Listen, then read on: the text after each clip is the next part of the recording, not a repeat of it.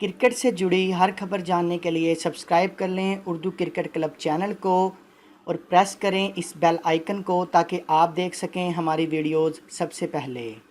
मौजूदा दौर के एक बेहतरीन बैट्समैन विराट कोहली से एक शो में सवाल किया गया कि सर दुनिया में कोई ऐसा बॉलर है जिसे खेलना आपके लिए सबसे आसान हो।